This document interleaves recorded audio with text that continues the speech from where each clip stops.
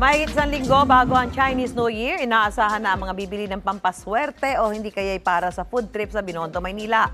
Ang mga hindi dapat palampasin na pagkain, alamin sa unang balita ni Katrina Son. Kapag usapang food trip, who can say no to Binondo? Food trip lagi, most of the time.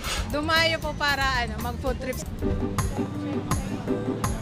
Kung nasubukan na ang mga sikat dito na siopaw at bicho-bicho, heto ang bago, fried xiaolongbao at lava buchi. Ganito nga kahaba yung pila na kailangan mong tiyagain para matikman lamang yung pinagkakaguluhan ngayon dito na fried xiaolongbao at lava buchi.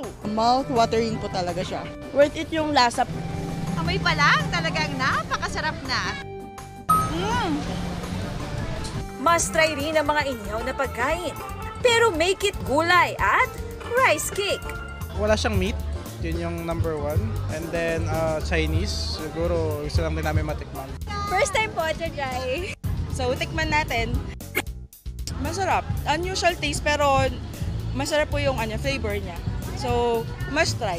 Kung mauhaw, sagot ka ng sugarcane juice. Masarap na, healthy pa. Worth it naman yung pagpila. Masarap. E nakatikim ka na ba ng prutas na pinatigas? Yan ang tanghulo o rock sugar-coated fruits na crunchy on the outside and soft on the inside. Perfect sabayan ng dragon-inspired ice cream. Speaking of dragon, marami na rin nagbebenta ng tikoy para sa Year of the Wood Dragon. May kiat-kiat na tree rin o tinatawag na money tree. Inaasahang darami pa ang mga ibinebenta rito habang papalapit ang Chinese New Year. Itong unang balita. Katrina Son para sa GMA Integrated News.